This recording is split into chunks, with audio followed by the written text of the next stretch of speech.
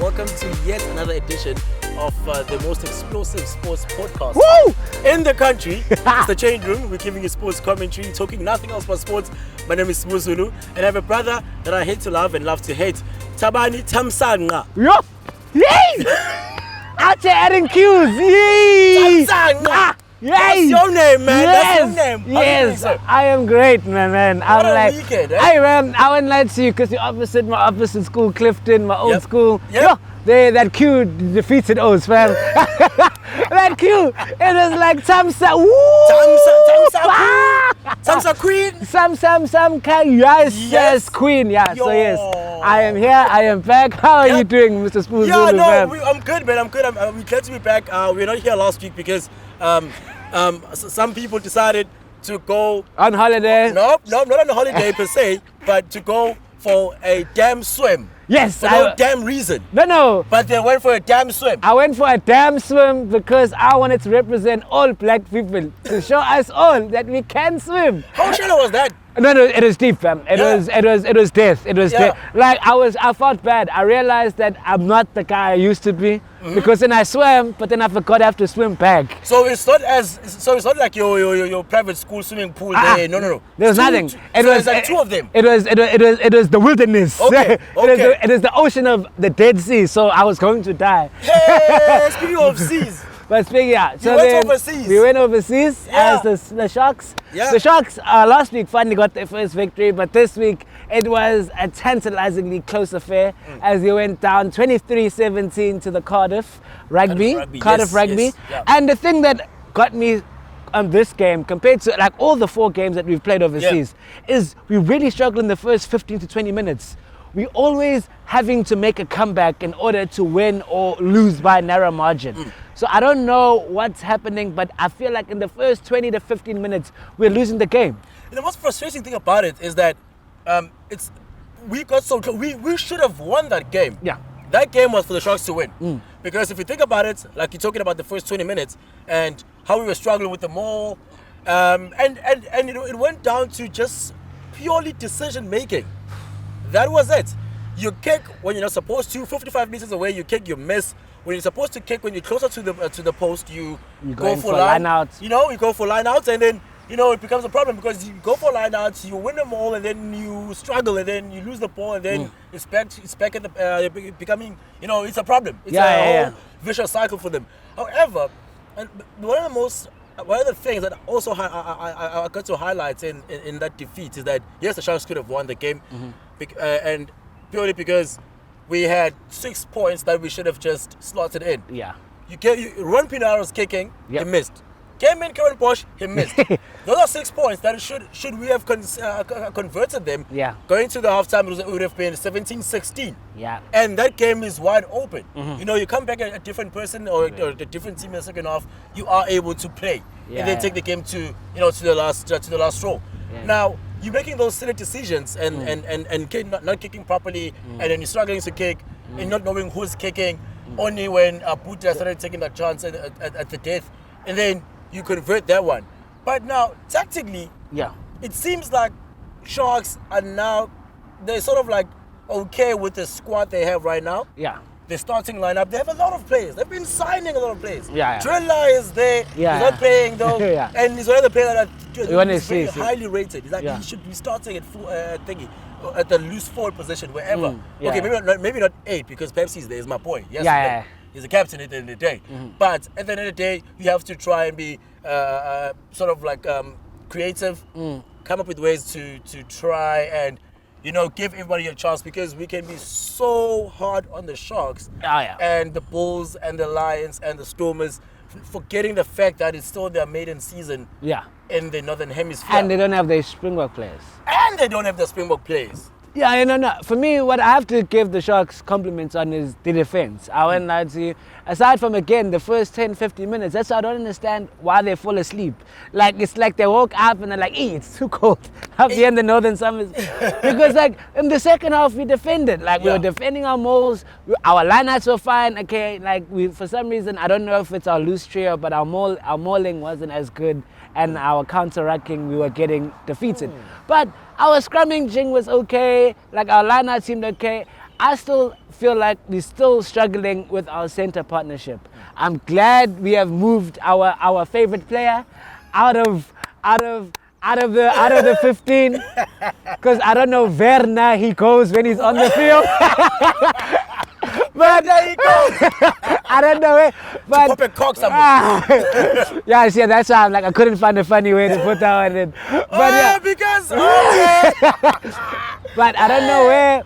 But I'm glad we've moved him to either he comes off on the wing, but I still don't feel like we have like understanding of our fly half, fullback, centers, how we bring our wingers into the game. I still think that that's a place we need to work on. Yep. But I think defensively we're fine. I think our forward pack matches up to their forwards. I just, like you said, I want to see some better decision making. I want to see, like, in the right moments to make the right decisions. Like when we were down by 3 points in the last 10 minutes, you know, Yisoko and Bosch take the ball under the high ball. Then why did he not kick it back? He runs, he loses the ball, he holds on, they get a penalty. Now we need to score twice in order to come back. It's just those tight moments that I feel like we're missing, which I think will come with experience. Because it's definitely a very young squad. Yeah, it is a very young squad, exactly. And it will also get better, I do believe. That, you know, obviously with the guys coming back, maybe in 3 weeks time or something, and they're coming back, they will add on to that. And obviously we do need, if Fassi is not there, Kerwin, a utility back, and is not in his greatest form. The Sharks, because they spend so much, they should go and spend. Everyone knows if you want to go shopping, you have to go to a mall. And at the moment, Stormers are the mall of rugby. They let go of Edville van der Merwe. I think he's going to play for the Lions, which is very shocking. Let's go for Warren Gelant. He is, Let's honestly, go for I'm saying this again. For the longest time, I've thought this man was a top quality fullback. And I think he got a time in the Springboks for a little bit on the wing though. I think he's a top quality player. He should. And I think we need experience right now. I think that's the one thing we're lacking. We have a lot of young, promising, great players coming through the ranks. Exciting, great stuff to work with, but they are missing key decision-making players that have experience when the Springbok team isn't there. But like I did say earlier, like it's all the 4 franchises first time playing the Northern Hemisphere. Definitely. It was always going to be difficult. You get a small victory, even if it's against Zebra or Ospreys. Ospreys also not so little, but unlike Zebra. But you know, when you play against those guys, it's a different sea level atmosphere. Everything is just different. So it is the first season, the first time. Now we know the boys to beat. Well, we knew this before going there. Like your Leinsters are going to be cracking, and you're going to be targeting those guys. So first season, I'm not going to be too much on how the Sharks are doing or the other teams are doing, because it's the first time. But also it should not be taken lightly that yes, we're going there, but now what does it mean for us now? Because that also ultimately does affect a bit of our Springboks. Local players, how they're going to fit. And now it seems like South African players based in South Africa, they cannot play against Northern Hemisphere-based Oaks. And when they get to the Springboks, you beat them. Very true. So it's going to be exciting. The year-end tour is also coming. So there's a lot of rugby that still has to go around. So we'll get to see some exciting stuff. Hopefully, I'm giving them until the next season, or the next season actually, to at least get their houses in order. Definitely. You know, progressively. Now maybe I do see the Sharks maybe getting like a maximum of 4 wins in total, if not 3, and then build from then on, moving forward. Definitely. Definitely. I really like our list trio, Richardson and Pepsi are really doing well. And Fenta has also come a long way. It's a good point. So I'm like, there are lots of positives, but we need a whole group collective for everything to go right. So I won't lie, the T20 World Cup is around. And there's some controversy. I don't know if you follow Twitter. Tweet on Twitter. Tweet on Twitter. Whoop, whoop. Tweet on Facebook. So then, because then Cricket South Africa, because the Chennai Super Kings put out a tweet. I mean, the Chennai Super Kings won the IPL. The boys, they won in the UAE. And then the CSA on their Twitter page only thanked Lungi and Giri for winning when there were 2 other South Africans in the squad. I was watching. I don't remember seeing Gidi there. No, me either. He wasn't playing. Oh no, I don't remember seeing. When there's someone that's there, and the man of the match that was there, was South African, didn't get a shout out. He never got a shout out. And Faf du Plessis was one of the players of the tournament. He was the second highest run scorer, man of the match in the final. And we have to then consider, because the T20 World Cup is starting this week, and Faf is not in the squad. And it's always a thing that I've always, for me, that's always confused me a little bit, because then when he was captain, he was in every format, and then as soon as he's not captain, he's not there. So is Bavuma, just to add, is Bavuma only there because he's captain? You know what I'm trying to say? I get you, right? It's a good thing to raise. However, I do believe that people are being too critical with CSA. Again, that tweet was tweeted by someone who was hired to tweet. I don't think CSA at the very top. True. I don't think Andy Colquhoun was like, tweet this. I'm sure because of them being a Twitter person or being a social media person, they had to put out something. And now it obviously will reflect on the CSA. Again, on the defense of CSA, from my side, I do not believe that Faf is exclusion from the squad is justified or anything. He wasn't performing. People forget quickly. One performance, you back at the top. One back performance, you back down. And he was consistent in the IPL. He did well, second highest. He scored like 85 or something in the final, which is great. But now, let's be honest. Was he at the very highest at his career for him to be snubbed when they were selecting people? No. I do not believe. Yes, you need experience. You could have considered him, which would have been another thing again. There would be sections in the crowd that would say, no, he's not supposed to be there. There are other people that deserve to be there, like Yeneman Malan. The situation of Yeneman Malan has been so spoken about because Raven right now is not there, you know? So now you now looking at sort of like you're looking for invisible things to try and bring into question, because like the CSA has been under so much scrutiny for years now. You know, so everything now that they're doing is questionable or is questioned. So I feel like the Faf du Plessis situation, yes, it would have been nice to have the same Faf of the IPL into the squad that is there. But look, he was not performing when he was still at the that's why he relinquished his captaincy. That's why he got to this point, you know? No. That's my thinking. What do you think? Drop the comments below. Let us know. In the comments below. And I also think that the fundamental difference, which is why, because when he was captain for South Africa, for the Chennai Super Kings, he opens the batting. I've never seen him open the batting one time for South Africa.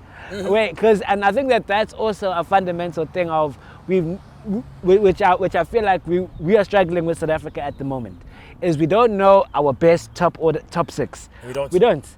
We just play. We play vibes. We just play and that's why I think we just play vibes. And I think that's also a major issue that I think would have had with inclusion of Faf. I don't think Faf wants to open the batting, but he's not the captain of the Chennai Super Kings. So the homie is like, bruh, I'm batting 4. So I don't know what you're trying to do. So then go open. Exactly. So I do think that I don't think we ever tried Faf as an opener, because I would have liked to see him say himself as a captain, because he was supposed to take the initiative. Bavuma did that. So 31 got us a 40-something runs victory at a warm-up match. True, and that's also a thing of I don't think Faf took that initiative where I was starting to think for South Africa, because now we're looking at this T20. I'm trying to think of our top order. Bavuma has to open the batting because he realized that there are other batsmen better than him in his preferred position, being Van der Dussen, Markram. I don't know how Klaasen is still in the team, but we're still going to progress. We're still going to talk about him next week. I can guarantee it today. Definitely. Today we're going to talk about it. We still don't know where David Miller's best position is. So we still have the issues, and he realizes that there's a gap as opener, and he realizes that that's the gap he's going to fill. He's going to take it. He's going to fall on his sword. Great captaincy. And it's a great decision because the format is so short that you need to capitalize on what you have. So he has to take everything by the scalp of its hair and then just go with it. Hits. If it doesn't work, then guys, I tried. You saw I tried. And he did well. And he did well. 31 was great. So for the T20, what are your guys' goals? Is this South Africa's time?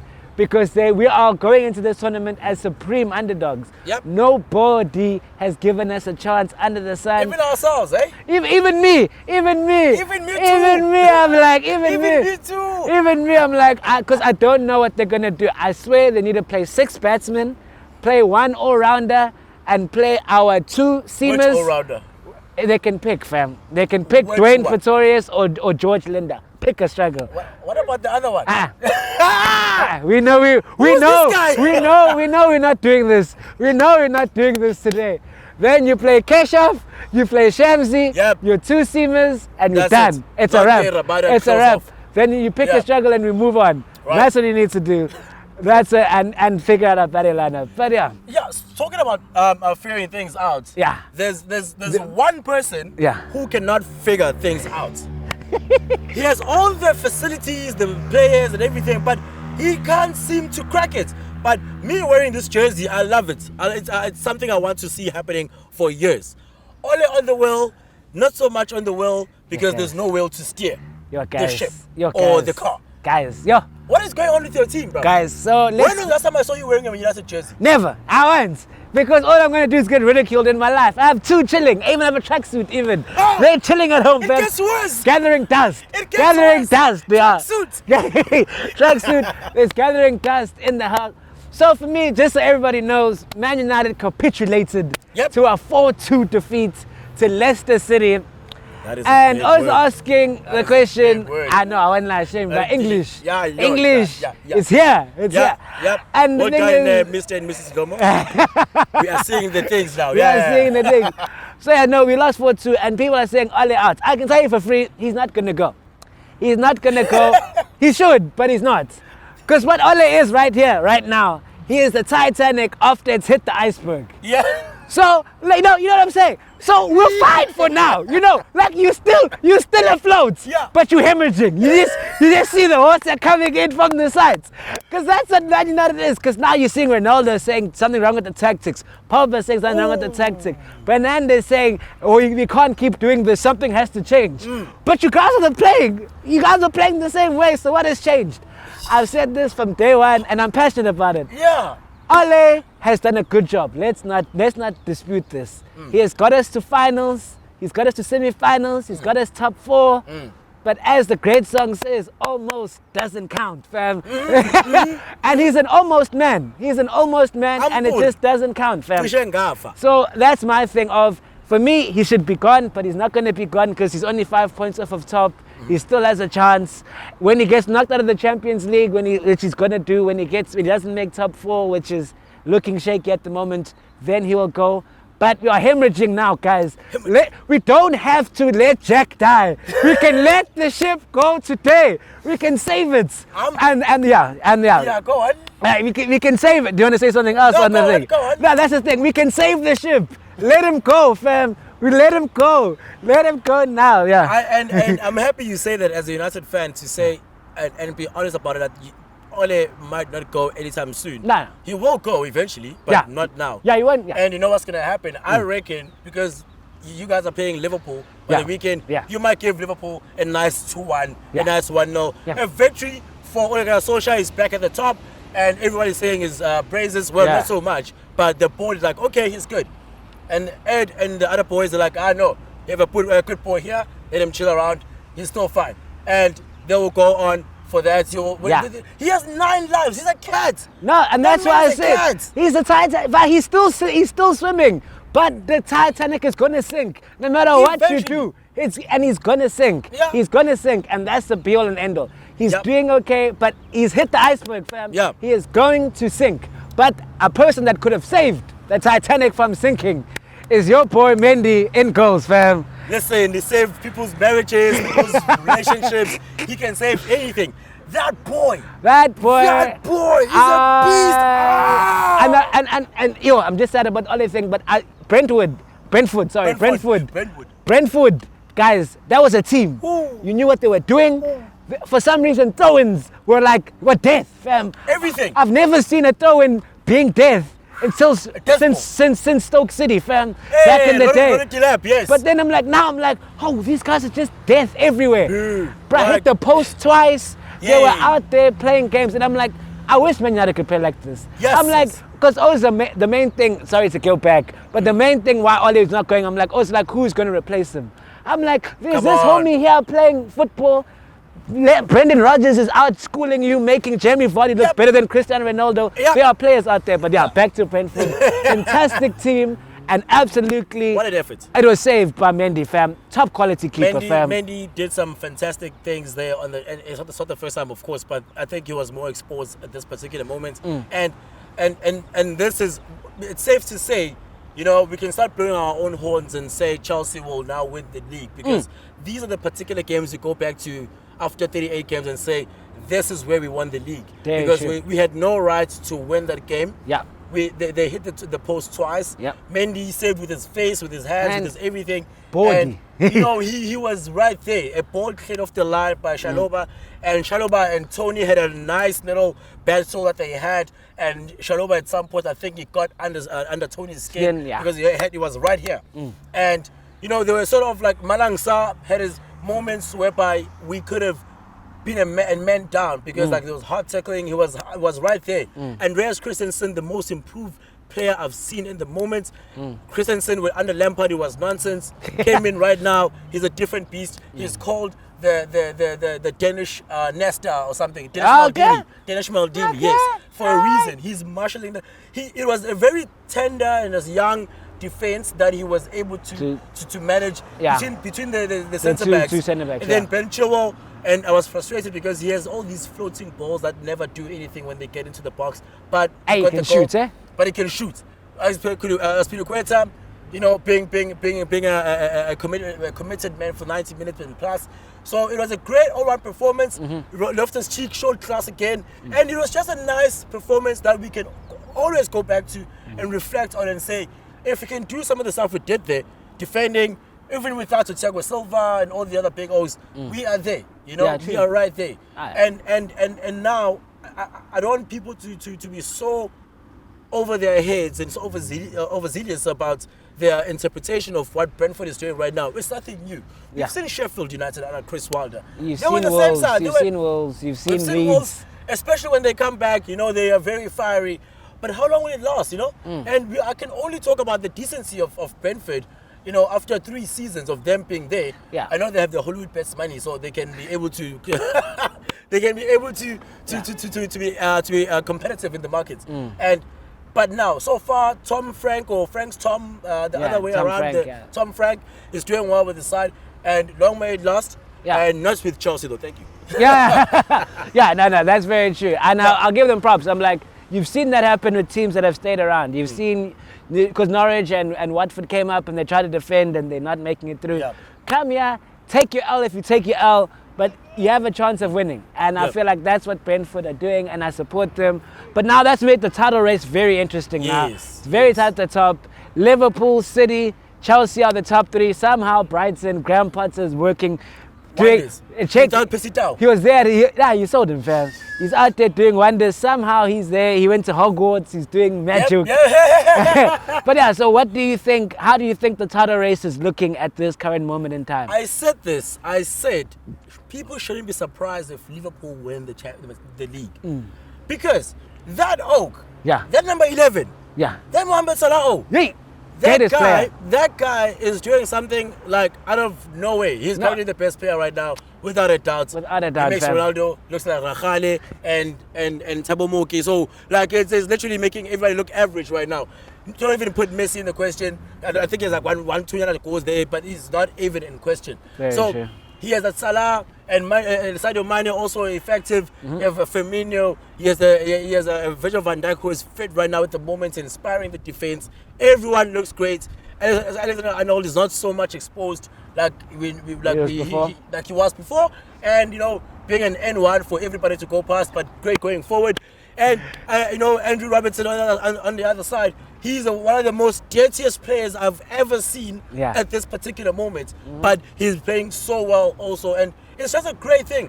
Fabinho is a star. Joel Matip is a star. Everyone is working, you know, like doing wonders, and it makes everything so interesting right now because obviously there's Chelsea also that's scraping their results and also just coming there slowly. There's Man City, you know. Don't scratch out United, like you said before. It's 5 points away. It's still early. What, like 6-7 games? 8 games. 8 games. It's not, dude. I mean, for all you know, for Ole to leave, maybe he can only leave maybe like somewhere in March. You know, around the second legs and return legs. So that's a long time. So it's still early for everybody to just say something. But right now, I can honestly say that, the Ballon d'Or, Salah might take it, even though I wanted N'Golo Kante to take it because he had some very great moments.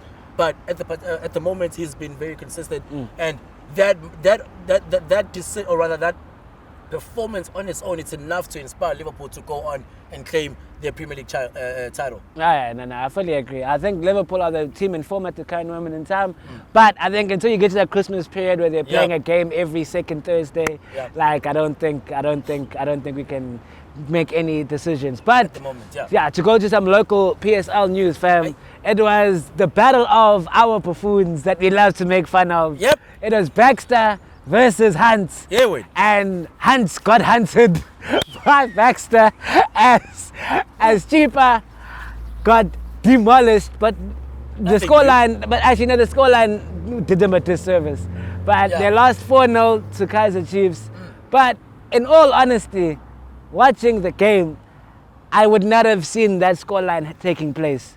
Because Kaizer Chiefs were a much more clinical team. Yeah. And I just think what happened was, because Gavin Hunt, I remember he said in his post-match analysis, of Kaizer Chiefs' front three of Dolly, Billiard and Parker cost more than his entire squad.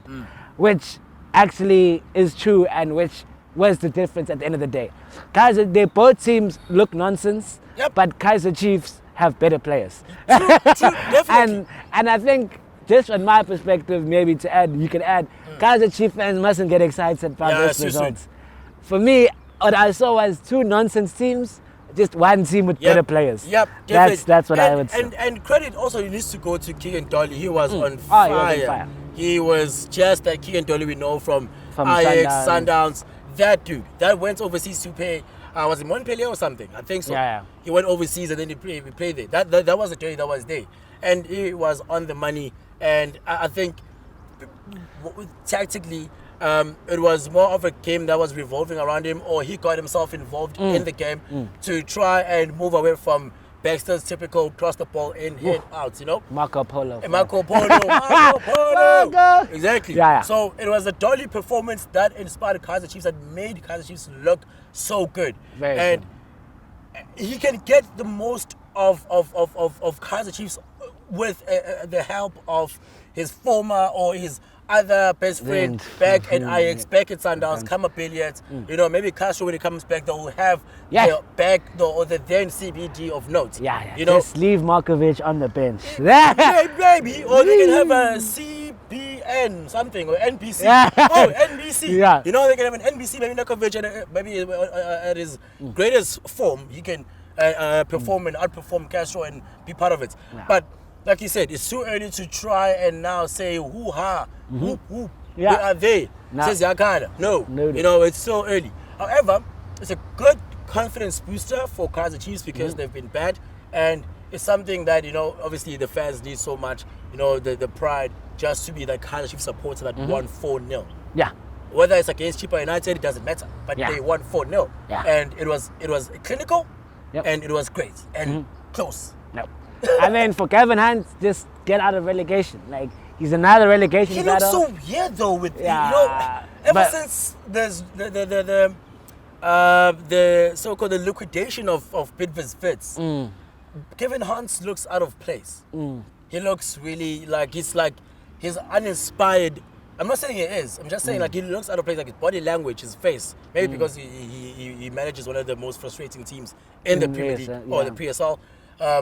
Obviously or owned by the great Chipampengis, who will fire you for same time after 2 games. So I guess maybe that frustration also does add on to his body language. But I think he should be given time. I think in 5 or 10 games, because Chippa, if you look at it, they've been in the relegation promotion battle twice the past 2 seasons. I think if they stick with Gavin Hunt, we're not his greatest fan, but I think he'll get them out of relegation. You've seen him piece together a lot of draws. I say you are not his greatest fan. I'm his fan. I'm giving his fan. I respect him so much. I know he's been done so much for South African football in the coaching standard. So that's why I said but yeah, I think they should give him a chance. That's my thing. I think they should give him a chance, 5-10 games. I think it'll be fun. Yeah. Some other news for us, Sbu. Yeah, so other news, right? So let's start off with some better lights, not so light. So Lloyd Harris, right? He climbed went a spot down to he was 31st, now he's 32nd in the ATP World Rankings. He moved a spot down because he hasn't been so much consistent ever since the US Open, if I'm not mistaken, because that's when he got out in the quarterfinals.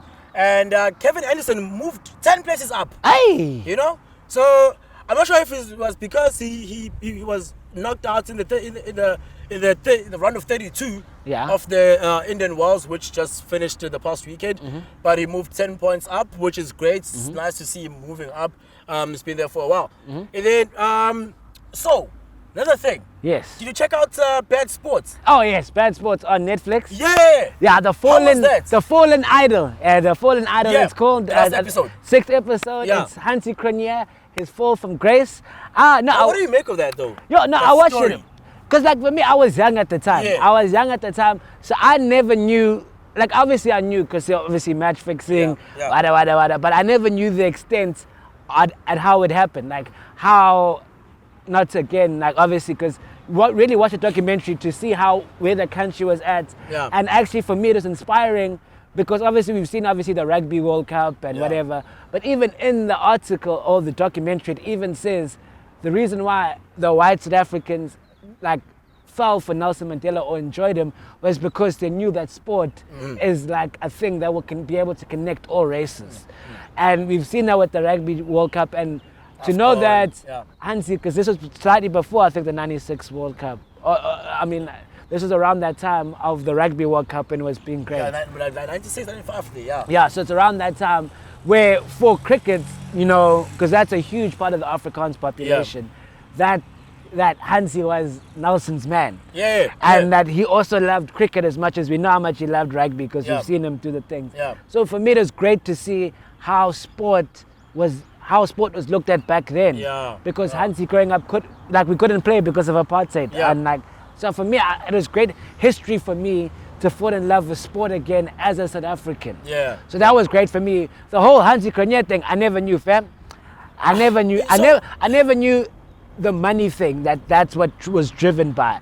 I never knew that's the thing. My thing, I knew the severity of what he had done because we're talking about it because he started playing just during or just after the apartheid era, and having black people in the township, like my grandparents. I know Hansi Cronje through my grandparents who didn't care about cricket and whatever, but because of sports, what it has done, and he was seen as one of the people that was so nice to black people, and being a captain, and he was an idol. And when I remember, I think I was 5 or 6 during that whole Gates thing or that whole thing that happened. My grandmother was one of the most disappointed people ever. I was shocked. Why? Because with cricket with me, how I grew up between when I was 4 or 5, I only knew 2 things about cricket. In fact, by South African cricket. It was filled with white people and Hansi Cronje. That's all I knew. That's all I knew because that was the narrative that was passed on to me.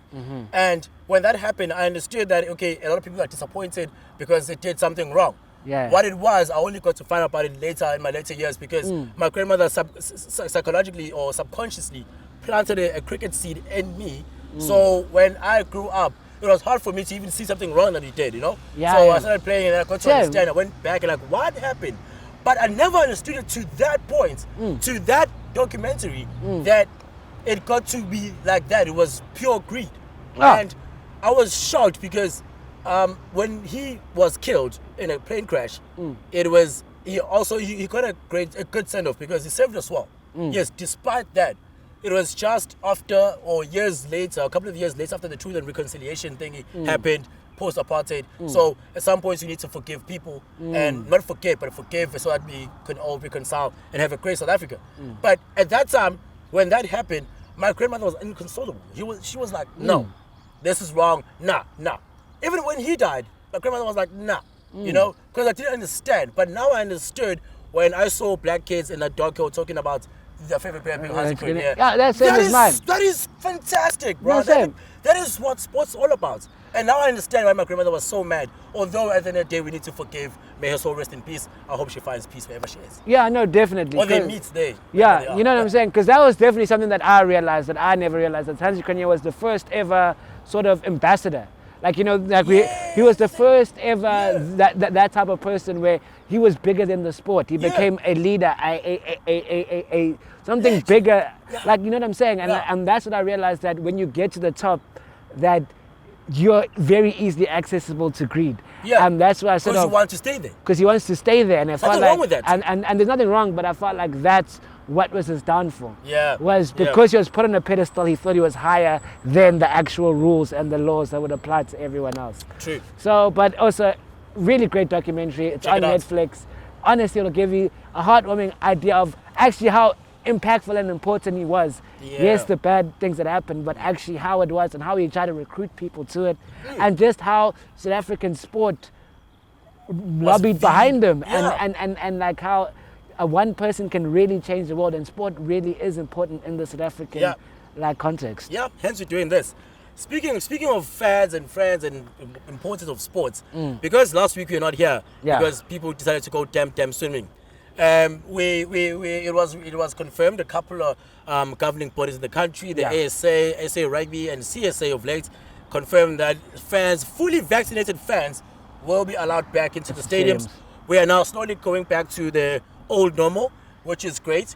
So obviously, this if you want to go and watch it live, you have to get vaccinated. We're not here to advocate for do it, don't do it. We are not there to do that. But Tibs and I, we may have to get into that route at some point. We have to get onto that, get the jabs vibes, because we've been postponing, you know, like we are live acts, you know, sometimes we're dealing this, we're doing that, we always around busy, you know, that's our excuse, but at some point it will go down and then we have to go to the actual stadiums. But that's the story, that's a great thing about it. It's great, you know, it's finally we're gonna have fans back in the stadiums. But you know what's not so great about cricket being back or fans being out back at cricket stadiums? What? I saw something. I'm not sure if it's true or not. What? Please let me know if I'm wrong. Apparently there won't be beer at the stadiums. Huh? No. No. Cricket stadiums. Imagine watching a test match. No. Because we have sober. We have a long format cricket coming up in November. It's starting.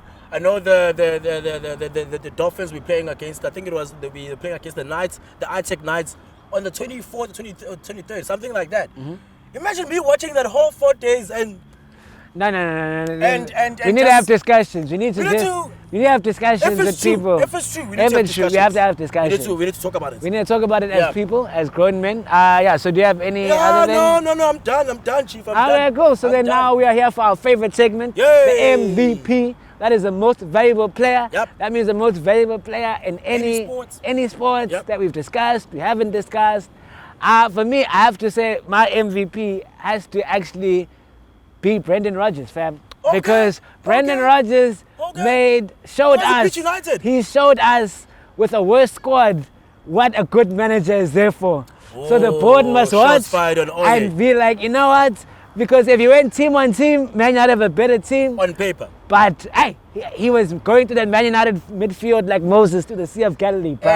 He was just parting that sea, but it's easy game. So Brendan Rodgers for showing us what good coaching can do for a team. Well, I have two actually. I have Mo Salah, it goes without saying. And I have Paulo Badosa. She won her first ATP 1000 title.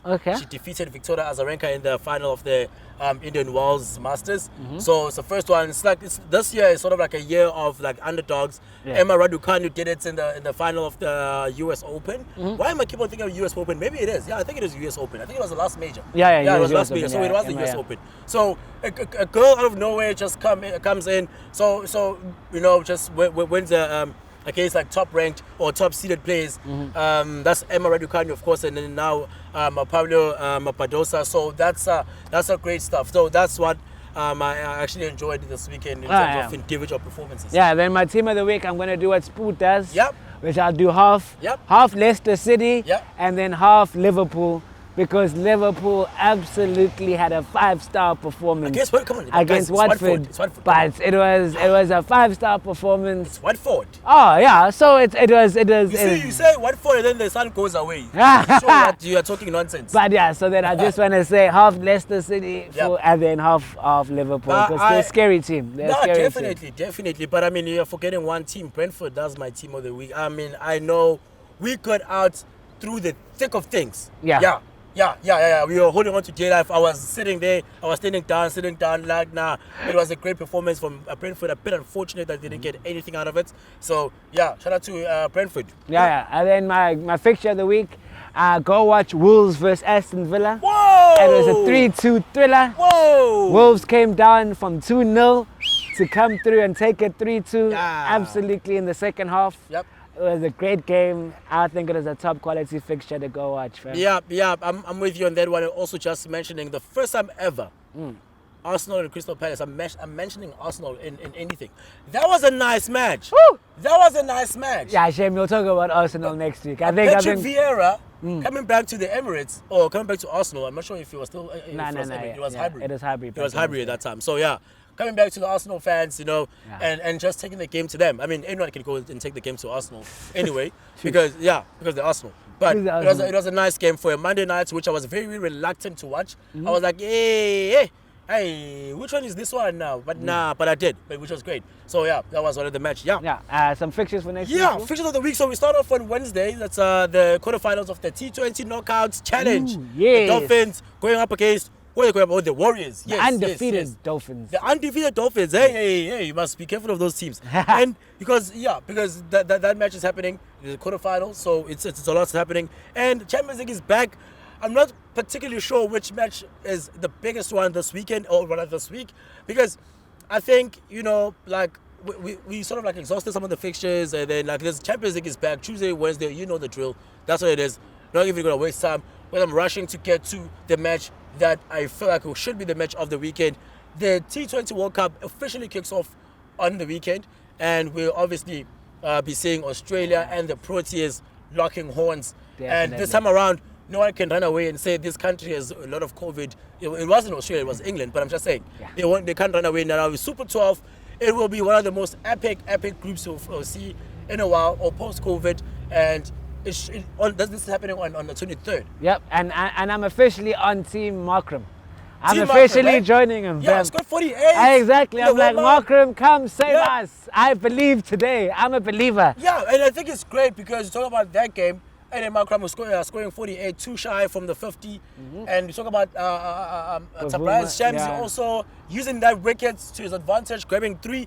Every bowler got a wicket. Yep. 1-1, even Gidi got 2, I think. Yeah. Gidi got 2, which is great, It's a confidence booster. I know it's Afghanistan, guys, I know. But we're still winning. We're still winning. Yeah, because had we lost there, and it would have been problems. Would have been curtains. Yeah, it would have been curtains. So those are the most exciting things you look forward to. The T20 World Cup starting, T20 Knockout Challenge, domestic cricket, the Dolphins, Warriors, look out for that. And Champions League is still happening. We're not going to talk about Europa because nobody cares about it. Yeah. I mean, for now, United are going to join just now. And then we'll talk about it. Yes. And then we'll talk about it. Yeah. So if you have anything, guys, more, go in the comments below. If you want to ask us a question, if you guys want us to analyze the sport or anything that we haven't analyzed, go there. Put your comments with you guys. We're on all streaming platforms. We can follow us at the Changeroom ZA on Instagram and Facebook, even TikTok, but we haven't done a TikTok in a while. Yeah. So if you have ideas, you can give it through. Thank you guys for listening. My name is Tibs. And I'm Sbu. And we are the Changeroom.